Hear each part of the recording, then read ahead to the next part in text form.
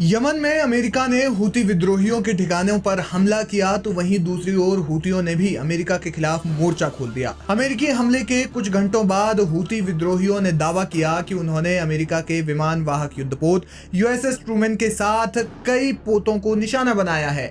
लेकिन इसी बीच एक बड़ी खबर सामने आई है। अमेरिका ने लाल सागर में इसराइल के एक जहाज पर हमला किया है। जी हाँ, अमेरिका ने हूतियों पर एयर स्ट्राइक के दौरान 2 हवाई हमले किए, जिसमें से एक हमला मालवाहक जहाज गैलेक्सी लीडर पर किया गया, जो एक इस्राएली जहाज था। इसके बाद अब मिडिल ईस्ट में तनाव गहराता हुआ नजर आ रहा है। हालांकि प्रधानमंत्री बेंजामिन नेतन्याहू की ओर से या फिर इसराइल के किसी भी अधिकारी की ओर से इस मामले पर कोई प्रतिक्रिया अब तक नहीं आई है। दरअसल 19 नवंबर 2023 को गैलेक्सी लीडर मालवाहक जहाज अदन की खाड़ी से गुजर रहा था, जिस पर हूती विद्रोहियों ने कब्जा कर लिया।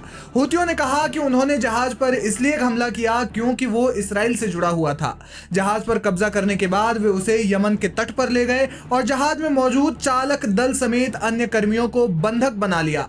हालांकि बाद में ओमान की मध्यस्थता से चालक दल को छोड़ दिया गया, लेकिन जहाज को अपने कब्जे में ही उन्होंने रखा और वो तब से उन्हीं के कब्जे में था। अमेरिका ने इसी सीज किए हुए जहाज पर हमला किया। इस हमले पर हूती विद्रोहियों की ओर से एक बयान भी आया, जिसमें उन्होंने कहा, दुश्मन अमेरिका ने 2 हवाई हमले किए, जिसमें उन्होंने हमारे द्वारा जब्त किए गए इस्राएली जहाज गैलेक्सी लीडर के कमांड केबिन को निशाना बनाया।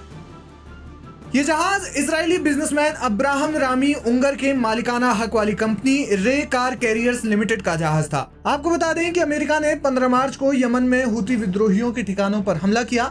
इसके कुछ ही घंटों के बाद हूती विद्रोहियों ने भी ये दावा किया कि उन्होंने अमेरिकी विमान वाहक पोत पर हमला किया है। हूतियों के दावे के अनुसार उन्होंने पहले राउंड में 18 मिसाइलें और एक ड्रोन से हमला किया और इसके बाद उन्होंने दूसरा राउंड फायर किया। हालांकि इस जवाबी हमले के मामले पर अमेरिका की ओर से कोई प्रतिक्रिया नहीं आई, लेकिन टाइम्स ऑफ इसराइल ने नाम न बताने की शर्त पर एक अमेरिकी अधिकारी के हवाले से कहा कि हूती विद्रोहियों ने पहले कथित हमले में ड्रोन और कम से कम 1 मिसाइल दागी। यमन में स्थानीय समय अनुसार शनिवार रविवार की आधी रात से शुरू होकर हूती विद्रोहियों ने लगभग 12 घंटे में 11 ड्रोन और कम से कम 1 मिसाइल दागी। 10 ड्रोन को अमेरिकी वायुसेना के लड़ाकू विमानों ने रोक लिया, एक को नौसेना के FA-18 लड़ाकू विमान ने रोका। मिसाइल जहाज से दूर पानी में गिरी और कोई भी चीज वाहक या फिर उसके स्ट्राइक ग्रुप में शामिल युद्धपोतों को मारने के करीब नहीं पहुंची। यानी कि अमेरिकी अधिकारी ने भी नाम न बताने की शर्त पर यह दावा जरूर किया है कि हूतियों ने काउंटर अटैक तो किया था। फिलहाल इस्राएली जहाज गैलेक्सी लीडर पर हमला करने के मामले में इसराइल की ओर से क्या प्रतिक्रिया आती है, ये देखना बेहद दिलचस्प होगा।